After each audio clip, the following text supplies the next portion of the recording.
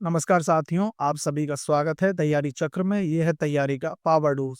मैं कपिल आपके साथ लेकर हाजिर हूँ एक बार फिर। जीएस का एक वह बहुत ज़्यादा इम्पोर्टेंट टॉपिक, जनसंख्या। ये ज्योग्राफी के अंडर आता है और यूपीएसआई के सभी साथियों को मैं बताना चाहता हूँ, जैसा कि आप सभी जानते हैं, मार्च में आपकी परीक्षा की तिथि आ चुकी है। उम्मीद है आप तैयारी बहुत जोर शोर से कर रहे होंगे।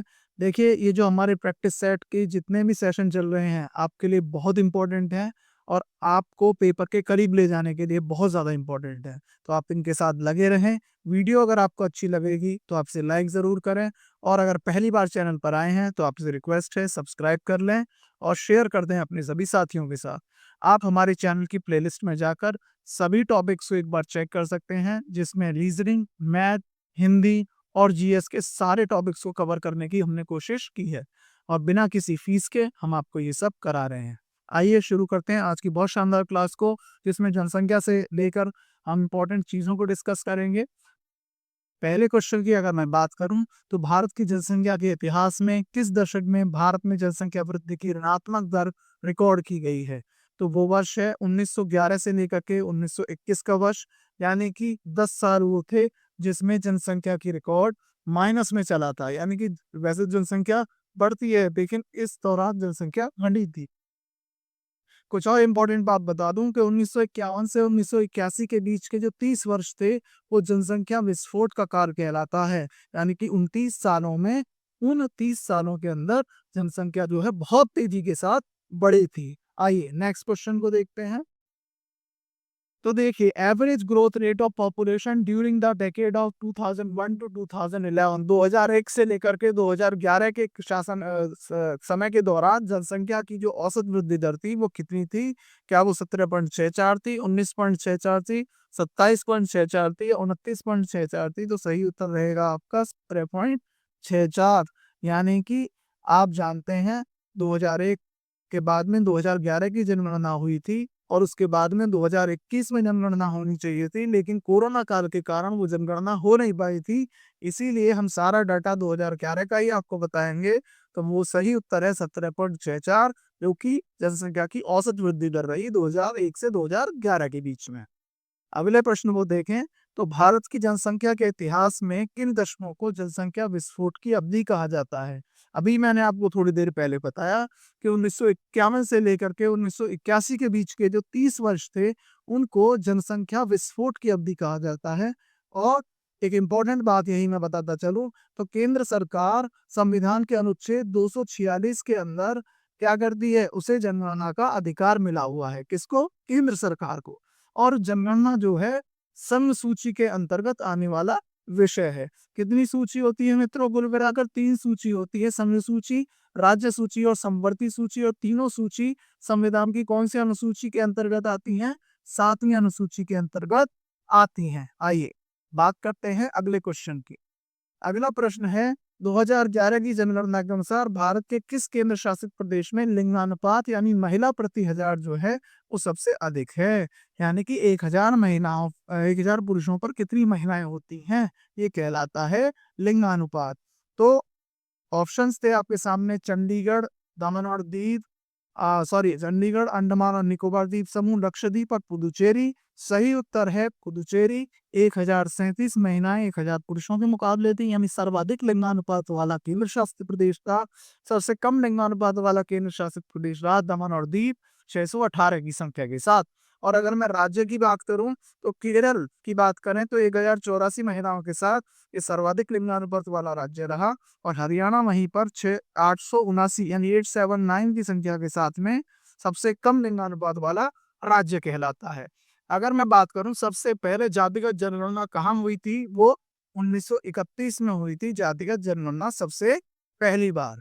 ये बात आपको नोट करते हुए चलनी है। अगला है, 2011 की जनगणना के अनुसार भारत के किस केंद्र शासित प्रदेश का जनसंख्या घनत्व जो है सबसे अधिक है? देखो, जनसंख्या घनत्व किसको कहते हैं?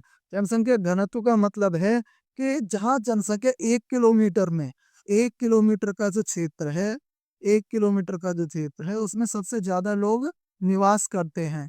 तो क्या वो चंडीगढ़ है? अंडमान व निकोबार? एक अंडमान निकोबार के अंदर लोग ही बहुत कम रहते हैं, तो भी मतलब की बात है।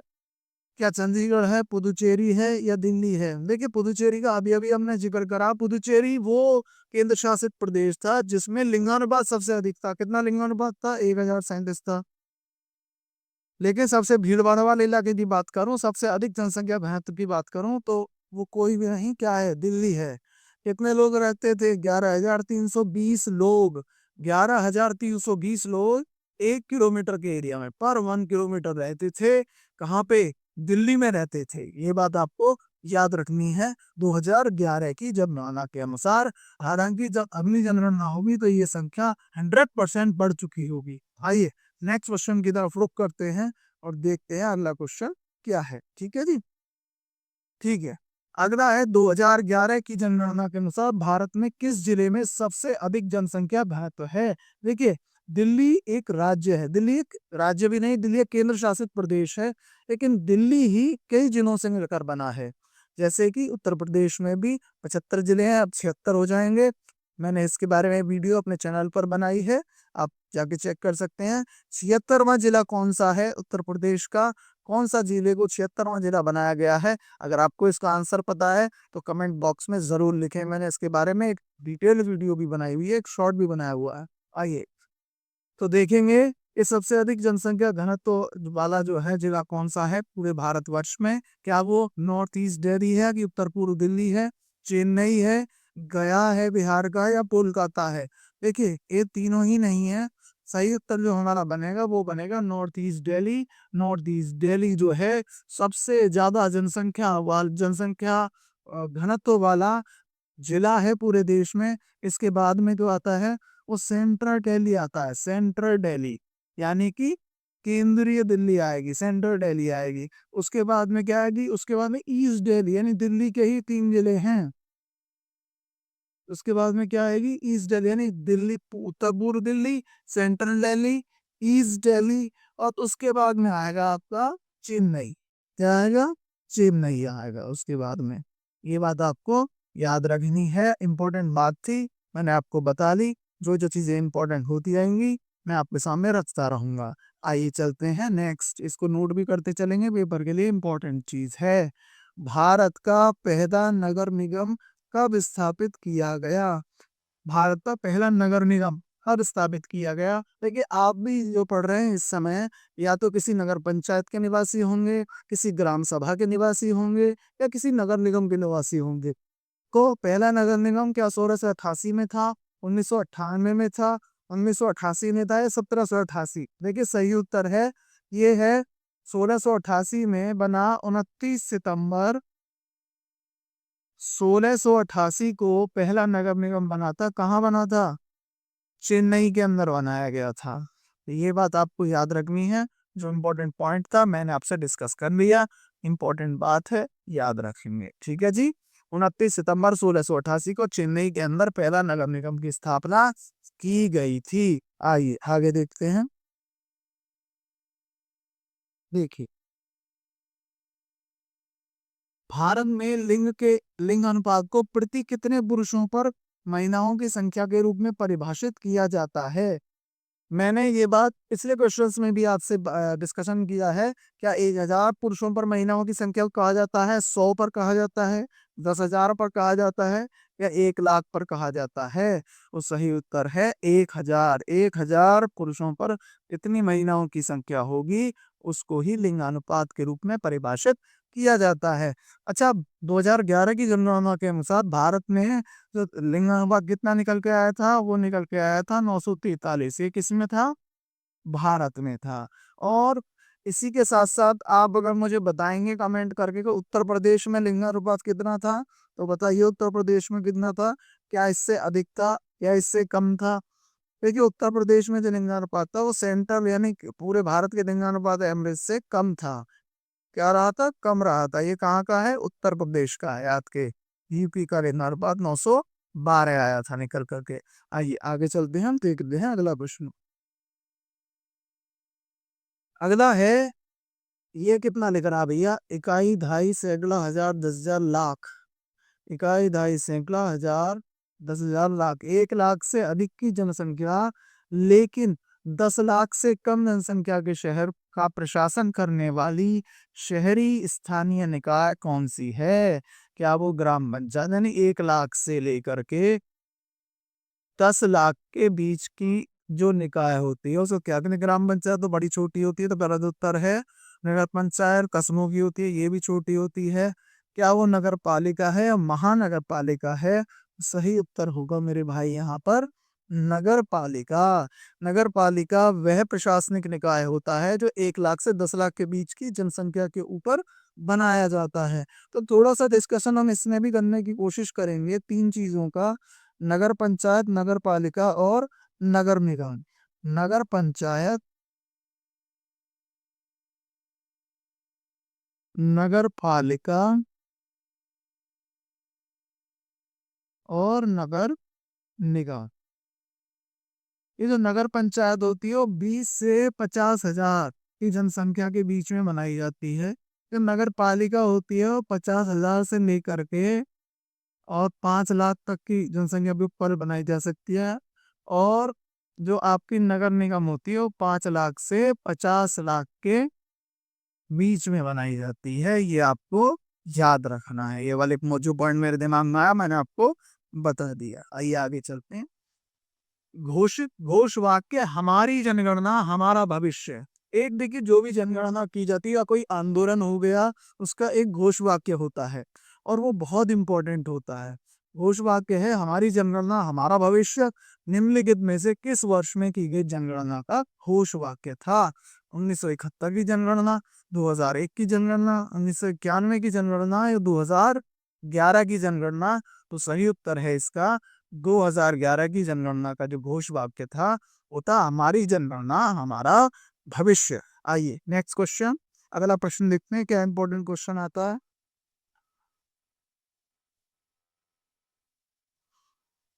2011 की जनगणना के अनुसार भारत में सबसे ज्यादा आबादी वाला राज्य कौन सा है? बहुत important question, very very important question है ये बात आपको याद रखनी है। इंपॉर्टेंट क्वेश्चन को ध्यान से देखना है। सबसे ज्यादा आबादी वाला राज्य कौन सा रहा? पश्चिम बंगाल, महाराष्ट्र, बिहार या उत्तर प्रदेश? सही उत्तर है आपका अपना उत्तर प्रदेश सबसे अधिक जनसंख्या वाला राज्य रहा। पहले नंबर पर उत्तर प्रदेश ही रहता है। दूसरे नंबर पर रहेगा आपका महाराष्ट्र। दूसरे नंबर पर हमारा कौन सा राज्य आ गया? महाराष्ट्र आ गया। तीसरे पर कौन सा आ गया? बिहार आ गया। तीसरे पर कौन सा आ गया? बिहार। चौथे पर आ गया पश्चिम बंगाल। तो फिर पांचवें पे कौन है? पांचवें पर राज्य रहेगा मध्य प्रदेश। ये जनसंख्या के हिसाब से मैंने आपको 2011 की जनगणना के अनुसार राज्यों की स्थिति बताई। सबसे पहला राज्य उत्तर प्रदेश, दूसरा आ गया महाराष्ट्र, तीसरा पश्चिम बंगाल और चौथा बिहार आ गया। ये आपको याद रखना है। देखिए अगला प्रश्न देखते हैं। देखिए एशिया में तीसरा सबसे अधिक जनसंख्या आबादी वाला है, जनसंख्या कह लीजिए आबादी कह लीजिए, सबसे अधिक आबादी वाला देश कौन सा है? देखिए एशिया महाद्वीप जो है सबसे बड़ा महाद्वीप है क्षेत्रफल की दृष्टि से और जनसंख्या की दृष्टि से भी। और दूसरा महाद्वीप जो है वो अफ्रीका है क्षेत्रफल की दृष्टि से। मैंने इसके बारे में बताया अभी कितने देश अफ्रीका में है। अफ्रीका में लगभग 54 देश आते हैं। खैर बात कर लेते हैं कि एशिया का तीसरा सबसे अधिक जनसंख्या आबादी वाला देश, तीसरे की बात बाद में करते हैं। सबसे पहले एशिया का सबसे अधिक आबादी वाले देश की अगर मैं बात करूं तो वो रहेगा चीन। चीन के बाद में आ जाएगा आपका अपना भारत। हमारा देश जो है दूसरा सबसे बड़ा आबादी वाला देश है। और तीसरा देश की अगर हम बात करूं तो वो रहेगा आपका ऑप्शन नंबर डी, इंडोनेशिया। क्या रहेगा? इंडोनेशिया। इंडोनेशिया सबसे अधिक आबादी वाला तीसरा देश रहेगा किसका? एशिया का। ये बात आपको याद रखनी है। जो इंपॉर्टेंट बात थी समझ में आ गई। साथियों ये समय ऐसा चल रहा है जितना अधिक आप हमारी वीडियोस को बार बार रिपीट पे देखेंगे वो आपके लिए बहुत प्रॉफिटेबल रहेगा। इसको आप बार बार देखते रहें। वीडियो समझ में आ रही हो तो लाइक करें और चैनल को सब्सक्राइब करें अगर पहली बार आए हैं। ज्वाइन कर सकते हैं हमारा टेलीग्राम चैनल तैयारी चक्र, जहां पर हम सभी PDO PDF free of cost notes provide करते हैं आपको। ठीक है आगे चलते हैं।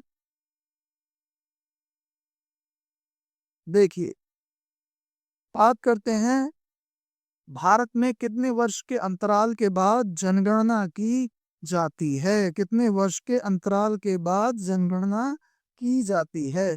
तो क्या वो 5 वर्ष है, 7 वर्ष है, 10 वर्ष है या 8 वर्ष है? देखिए, ये मैंने पहले ही बताया, तो जनगणना है प्रत्येक 10 वर्ष के बाद की जाती है। 2001 में की गई, फिर 2011 में की गई, फिर 2021 में की जानी थी, लेकिन कोरोना के कारण से वो नहीं हो पाई। अब वो आगे होगी, तो कभी-कभी ऐसी आपदाएँ आ जाती हैं जिसकी वजह से जो नियमित चीज़ें हैं वो अनियमित हो जाती हैं। तो कुछ और फैक्ट्स बताऊँ आपको, सबसे पहले तो जनगणना स्टार्ट भारत में हुई 1872 में कही जाती है। लॉर्ड मायो के नेतृत्व, जब उस समय शासन कौन करता अंग्रेज़ों का, लॉर्ड मायो था, उस समय ये कही जाती है, लेकिन ऑफ़िशियली 1881 की पहली जनगणना मानी जाती है। स्टार्टिंग इन्होंने की स्टार्टिंग इन्होंने की, लेकिन जो ऑफ़िशियली हुई, वो 1881 में लॉर्ड रिपन के नेतृत्व में पहली जनगणना कही जाती है। ये बात आपको याद रखने वाली बात है, जो मैंने आपको बता दी। आइए, और अब तक जो है कितनी जनगणना कितनी बार की जा चुकी है, ये भी क्वेश्चन चलिए बता देता हूँ। तो अब तक 15 बार, 15 टाइम्स, 15 बार जनगणना की जा चुकी है। जनगणना मैंने आपको बताई केंद्र सरकार 246वें अनुच्छेद के अंतर्गत कराती है। जनगणना जो है संघ सूची के अंतर्गत आती है, संघ सूची। अच्छा, संघ सूची, राज्य सूची, समवर्ती सूची, ये तीनों सूचियाँ कौन सी अनुसूची संविधान की है उसके अंदर आती है? तो वो 7वीं अनुसूची के अंतर्गत आती है। मैंने अनुसूची के बारे में एक अलग से वीडियो बनाई हुई है जो चैनल पर अपलोडेड है, आप डिस्क्रिप्शन में जाके चेक करें। इम्पोर्टेंट सारे के सारे अनुच्छेद भी हमने बताए हैं, उसकी वीडियो भी बनाई है, उसे भी आप चेक कर सकते हैं। इन वीडियोस को अगर आप देख के जाएँगे, तो आपको अलग से कोई नोट्स बनाने की ज़रूरत नहीं है। आप तुरंत रिवाइज़ करें, इन वीडियोस को बार-बार देखें और तुरंत जाके पेपर में अपनी सक्सेस को पाएँ। आइए नेक्स्ट देखते हैं।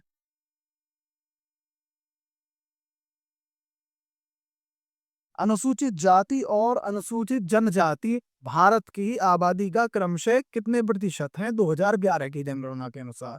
देखिए, अगर हम जो बात करें वो डाटा 2011 का ही हमारे पास स्टैटिस्टिकली उपलब्ध है, तो उसी की बात करेंगे। तो क्या वो 18.4% और 10.2% है? हम बात कर रहे हैं एससी और एसटी की संख्या की।